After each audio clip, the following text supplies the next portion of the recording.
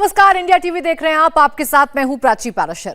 Lutyens Delhi में आज एक ऐसी मीटिंग हुई जिसमें देश भर की जितनी मोदी विरोधी ताकतें हैं सबको एक छत के नीचे बुलाया गया था। जो लोग फ्रंट से एनजीओ चलाते हैं, पीछे से अपनी विचारधारा चलाते हैं और खुलकर एंटी मोदी एजेंडा चलाते हैं, ऐसे लोगों का जमघट आज दिल्ली में बैठा था। शुरू में तो इन लोगों ने नॉन पॉलिटिकल एनजीओ टाइप बातें की और आखिर में सीधे सीधे राहुल गांधी की एंट्री हो गई। इनको नाम दिया गया सिविल सोसाइटी। कहा गया है कि अब ये राहुल गांधी के नेतृत्व में सड़कों पर निकलेंगे, मोदी के खिलाफ माहौल बनाएंगे, पब्लिक को क्या पढ़ाएंगे, क्या फैलाएंगे, क्या छपवाएंगे, यही सब आज तय हुआ है। अगर सिंपल तरीके से आपको समझाएं तो जिस तरह से 2011 और 12 यानी मनमोहन सरकार के खिलाफ अन्ना आंदोलन चलाने की तैयारी थी, उसी तरह आज मोदी के खिलाफ राहुल के नेतृत्व में एक आंदोलन चलाने का प्लान बना है। तो इस बार कौन कौन दिल्ली आया और इस मीटिंग से सच में क्या क्या निकला, देखिए एक्सक्लूसिव रिपोर्ट।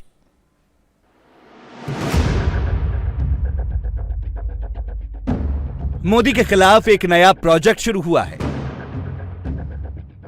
मोदी के दुश्मनों के एक नए झुंड की लॉन्चिंग हुई है। यह झुंड 24 में मोदी को हराने का तोड़ ढूंढ रहा है।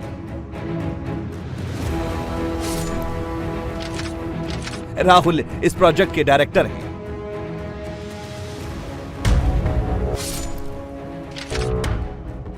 सारे मोदी विरोधियों को जोड़ो ही इस प्रोजेक्ट का असली सियासी मोटिव है।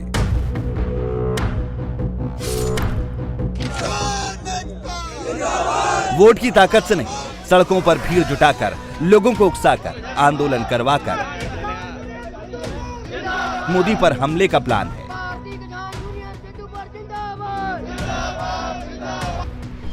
पीछे भारत जोड़ो वाला पोस्टर है, सामने इस झुंड में शामिल मोदी विरोधी सियासी कैरेक्टर्स हैं।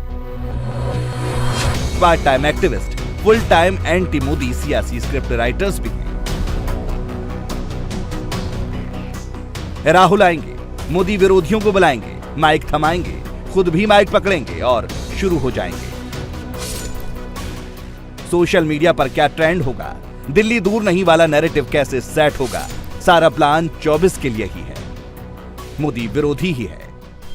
कॉन्स्टिट्यूशन क्लब में आज सिविल सोसाइटी द्वारा एक कार्यक्रम आयोजित किया गया है जिसमें तमाम सिविल सोसाइटी के मेंबर्स हैं और साथ ही कांग्रेस के पूर्व अध्यक्ष राहुल गांधी और तमाम और नेता जो हैं कांग्रेस पार्टी के, वो भी शिरकत कर रहे हैं। 200 से ज्यादा लोग जो हैं वो आज के इस कार्यक्रम में शिरकत कर रहे हैं, जिसमें सिविल सोसाइटी के लोग हैं, कुछ राजनीतिक दलों के लोग हैं। राहुल ने इस एंटी मोदी प्रोजेक्ट के लिए भारत जोड़ो वाले प्लान के बहाने मोदी के दुश्मनों को जोड़ने वाली जो स्क्रिप्ट लिखी है उसकी इनसाइड स्टोरी आ गई है। सूत्रों के मुताबिक राहुल ने कहा है कि देश की राजनीति पोलराइज हो गई है।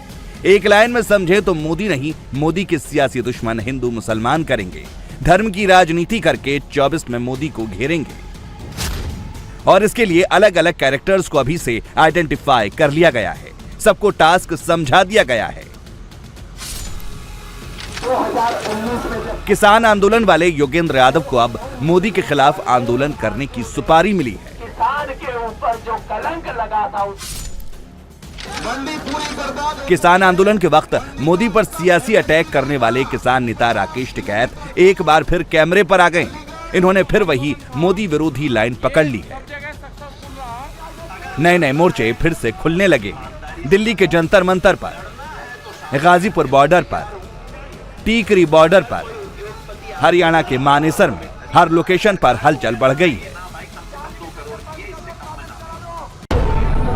एंटी मोदी प्रोजेक्ट के सारे प्लेयर्स एक्टिवेट करने के लिए राहुल करीब 2:30 बजे आए, 4:30 बजे निकल लिए। मीटिंग का मुद्दा भले ही भारत जोड़ो था, मगर अंदर बातें तो मोदी को तोड़ने वाली ही हुई, राहुल को असली फाइटर बताने वाली ही हुई। करीब 1.5 घंटे का सवाल जवाब सेशन था। 150 सिविल सोसाइटी संस्थाएं थी और राहुल गांधी जी ने सभी सवालों का जवाब दिया। करीब 35-40 लोगों ने सवाल किए। उनके हाथ में कोई नोट नहीं था, पैड नहीं था और जरूर टेलीप्रॉम्प्टर नहीं था।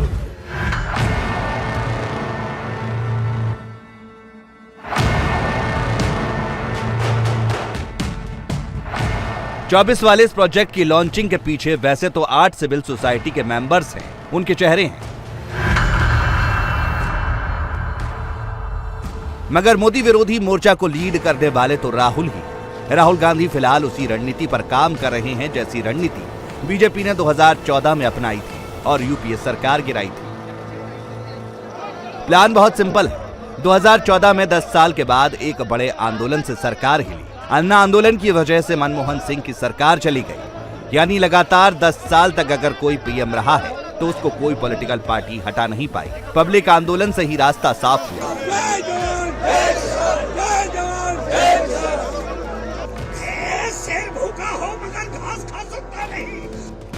और अब कुर्सी पाने के लिए, पीएम बनने के लिए, मोदी को हटाने के लिए वैसा ही आंदोलन खड़ा करने की कोशिश राहुल कर रहे हैं। भारत जोड़ो की आड़ में मोदी विरोधियों को जोड़कर सियासी गुणाभाग कर रहे हैं।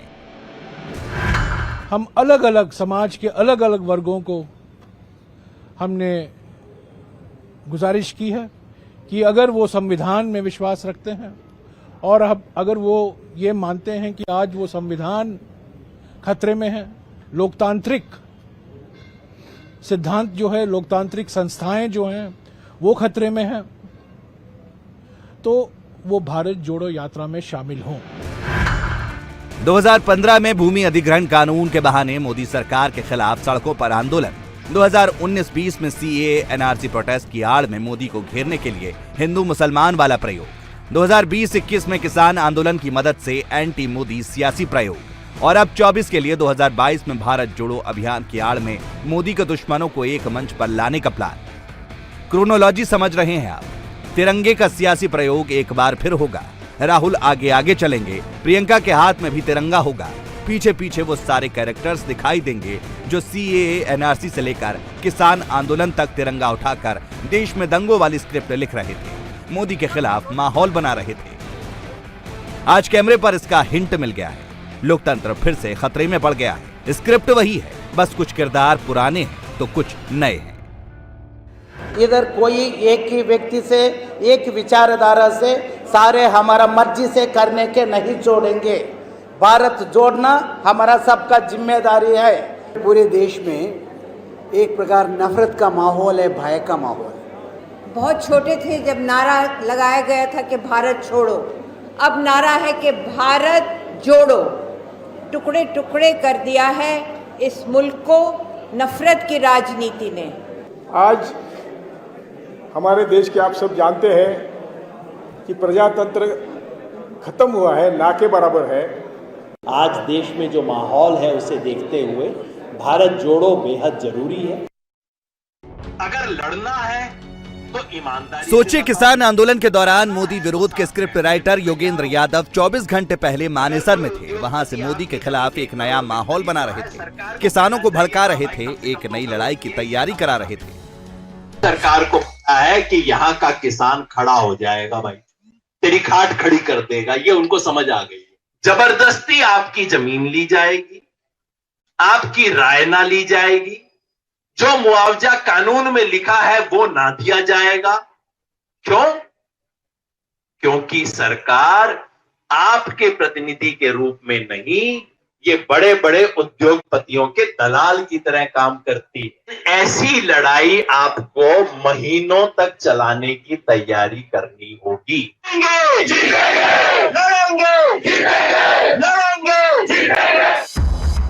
मानेसर में योगेंद्र यादव ने यह बोला और फिर बिना देरी किए जैसे ही मोदी के खिलाफ एक दूसरा मोर्चा खोलने का मौका मिला, वही योगेंद्र यादव दौड़कर दिल्ली पहुंच गए।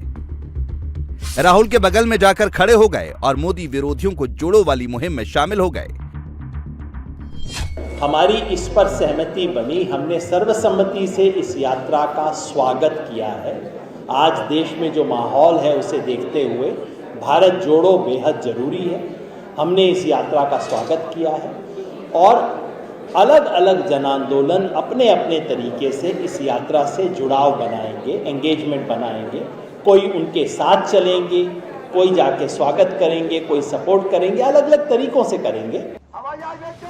इस एंटी मोदी प्रोजेक्ट के पार्ट 1 की शूटिंग राहुल की मौजूदगी में बंद कमरे में हुई, तो दूसरी शूटिंग दिल्ली के जंतर मंतर पर भी हो रही थी।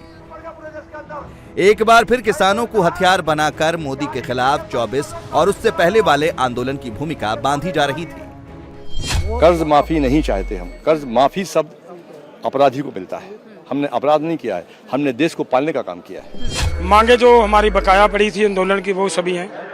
लखीमपुर खीरी के जो दोषी हैं उनको सजा दिलवाने के लिए हमारी मेन मांग है। एमएसपी की गारंटी का कानून बनाया जाए वो मेन मांग है, और बाकी और हैं। किसानों की ऋण मुक्ति की जाए वो मेन मांग है। इंडिकेशन क्लियर है, राहुल गांधी सिविल सोसाइटी को पॉलिटिकल वेपन बनाना चाहते हैं। जगह जगह आंदोलन के जरिए मोदी सरकार के खिलाफ नैरेटिव बनाना चाहते हैं, और इसके लिए जो स्क्रिप्ट लिखी गई है उसमें संवैधानिक संस्थाओं के कथित दुरुपयोग, बेरोजगारी, समाज में बंटवारा, किसानों के मुद्दों और अर्थव्यवस्था वाले टैक्स फिट किए गए हैं। हम देश भर के आंदोलन जीवी 150-200 संगठन पहले हम बैठे, हमने तय किया कि देश संकट में है।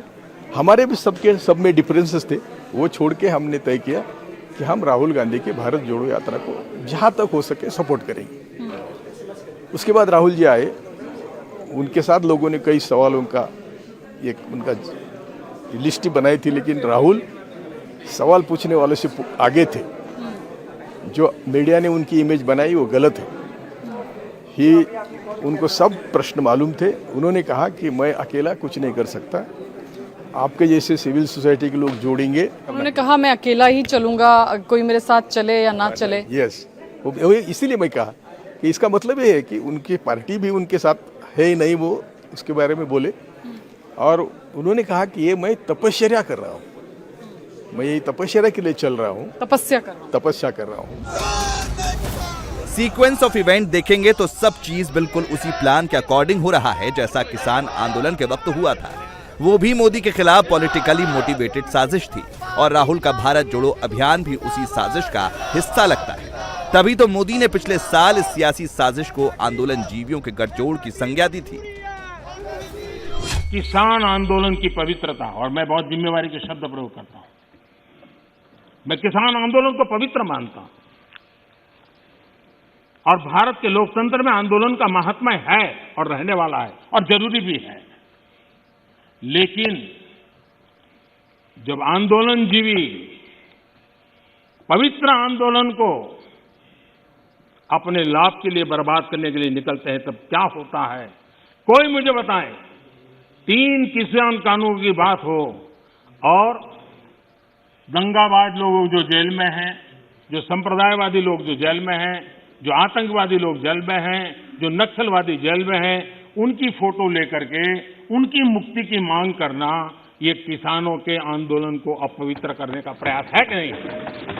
किसान के पवित्र आंदोलन को बर्बाद करने का काम आंदोलनकारी ने नहीं, आंदोलन जीवियों ने किया हुआ है। और इसलिए देश को आंदोलनकारी और आंदोलन जीवियों के बीच फर्क करना बहुत जरूरी है, और देश को इन आंदोलन जीवियों से बचाना वो भी उतना ही जरूरी है। अफवाहें फैलाना, झूठ फैलाना, गुमराह करना और देश को दबोच करके रख देना। मोदी ने आंदोलन जीवियों का जिक्र करके जिन सियासी प्लेयर्स के मोहरों पर हमला किया था, उनमें से एक नाम किसान नेता राकेश टिकैत का भी था। वो तब भी एक्टिव थे, वो आज भी एक्टिव हैं। इस बार फर्क सिर्फ इतना है कि अब उनका मोटिव खुलकर सामने आ गया है। वो संयुक्त मोर्चा पॉलिटिकल के हिस्सा हैं, जिसमें तमाम सीपीएम, सीपीआई, सीपीएमएल, ये जो कम्युनिस्ट पार्टियों के लोग हैं वो हैं। तो ये पार्टी के जो लोग होते हैं, ये अपनी पार्टी के जनाधार को मजबूत करने के लिए किसानों का सहारा लेते हैं। हमारी कोई पार्टी नहीं है, ये पूरी तरीके से नॉन पॉलिटिकल ऑर्गेनाइजेशनों का समूह है। संयुक्त किसान मोर्चा नॉन पॉलिटिकल अराजनीतिक का ये आंदोलन है, इसमें कोई भी पॉलिटिकल व्यक्ति नहीं आएगा। आज जंतर मंतर पर हुआ प्रदर्शन नॉन पॉलिटिकल था, मगर टिकैत तो किसान आंदोलन के समय से ही लेफ्ट पार्टियों के साथ मिलकर मोदी के खिलाफ पॉलिटिकल एजेंडा चला रहे थे, और आज भी उनकी लाइन लेंथ वही है। देश को कई महीने भारत सरकार ने धोखे में रखा और कहा जी हम कमेटी बना रहे, तो अपने नाम नहीं दे रहा संयुक्त मोर्चा। और जब कमेटी बनाने की भी बात आई कहा जी नाम दे दो, हम कमेटी डिक्लेयर कर रहे। वो एमएसपी की कमेटी है ही नहीं ना, उसमें लिखा हुआ है कि एमएसपी की है, तो इसका मतलब ये हुआ कि एमएसपी की कमेटी देश में सरकारें बनाना ही नहीं चाहती। ऐसा नहीं है कि भारत जोड़ो के नाम पर मोदी विरोधियों को जोड़ने का काम सिर्फ राहुल कर रहे हैं। मोदी विरोधी एक दूसरा प्रोजेक्ट केजरीवाल भी चला रहे हैं। कल तक आम आदमी पार्टी हर एक घंटे में 24 के लिए मोदी बनाम केजरीवाल वाली स्क्रिप्ट लिख रही थी, और आज गुजरात पहुंचते ही ऑन कैमरा ऐलान हो गया कि 24 में क्या होगा, उससे पहले क्या होगा। ये सारा रेड वेड अब अचानक क्यों चालू हो गई? इसको गिरफ्तार कर लिया, एक और कल केस एक और रजिस्टर कर दिया, अभी तो बहुत गिरफ्तारियां होंगी। ये सब गुजरात के चुनाव की वजह से दिसंबर में खत्म हो जाएगा। दिसंबर तक हो रहा है, बस ये दिसंबर तक चुनाव हो जाएगा गुजरात का। गुजरात में भारतीय जनता पार्टी की जमीन खिसक रही है, इनका 27 साल का शासन खिसक रहा है। अभी मनीष भी गिरफ्तार होंगे और भी कई हो सकता है, मेरे को भी करने, क्या करेंगे क्या नहीं करेंगे, कुछ भी कर। समझ रहे हैं किस तरह मोदी को हराना है। केजरीवाल तो फिलहाल दिन रात इसी प्लान पर काम कर रहे हैं, जबकि दूसरी तरफ राहुल का भी अपना पॉलिटिकल ऑब्जेक्टिव है, इसीलिए वो अभी से ही मोर्चे बंदी कर रहे हैं। मोदी के सारे दुश्मनों को इकट्ठा कर रहे हैं, एक मंच पर ला रहे हैं। पंजाब के पूर्व कैबिनेट मंत्री भारत भूषण आशु को विजिलेंस ने गिरफ्तार कर लिया है। भारत भूषण आशु कांग्रेस सरकार में फूड एंड सिविल सप्लाई मंत्री थे। भारत भूषण आशु पर 2000 करोड़ के घोटाले का आरोप है। पंजाब की विजिलेंस टीम ने भारत भूषण आशु को जिस समय गिरफ्तार किया वो एक सैलून में थे, बाल कटाने गए थे। भारत भूषण ने आज ही मोहाली में पंजाब की आम आदमी पार्टी के खिलाफ प्रदर्शन किया था। घोटाले में फंसाने का आरोप लगाते हुए गिरफ्तार करने की चुनौती दी। शाम होते होते विजिलेंस टीम ने लुधियाना से उन्हें गिरफ्तार कर लिया। अब तक आपने सुना होगा बिहार में बहार है, नीतीश कुमार है, लेकिन आज सुनिए बिहार में बहार नहीं, रोजगार पर लाठी का प्रहार है। नई सरकार बनते ही तेजस्वी ने कहा था 10 लाख रोजगार देंगे। 15 अगस्त को नीतीश कुमार ने कहा था 20 लाख रोजगार देंगे, लेकिन आज जब बिहार का युवा पटना में रोजगार मांगने पहुंचा तो नीतीश के अफसर लठैत बन गए। छात्रों को इस कदर पीटा कि सीधा सड़क से अस्पताल पहुंचा दिया।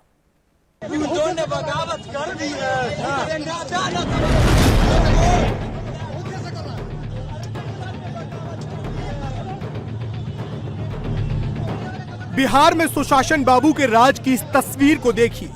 अगर इसे सुशासन कहते हैं तो जंगल राज किसे कहते हैं, उसकी परिभाषा आपको ढूंढे नहीं मिलेगी।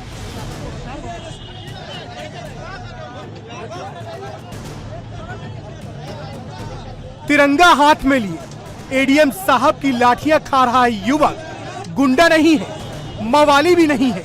ये वो स्टूडेंट है जो परीक्षा के बाद नौकरी नहीं मिलने पर सरकार से सवाल पूछने आया है।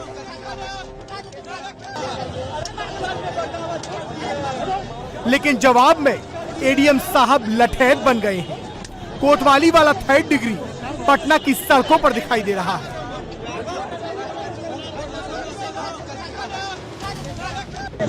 बगावत कर दी है, बहुत देर से कर रहा है, बहुत देर से नाटक कर रहा है।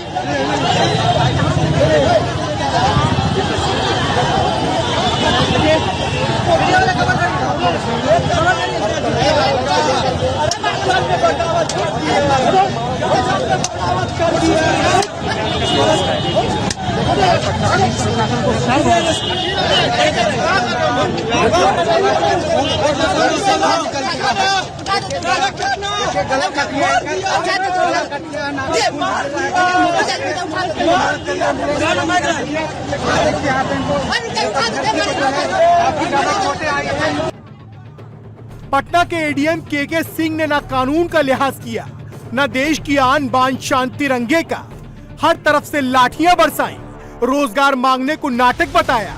लड़के के कान से खून की धार लग गई, लेकिन एडीएम के सिंह को फिर भी रहम नहीं आया। चंद रोज पहले की बात है।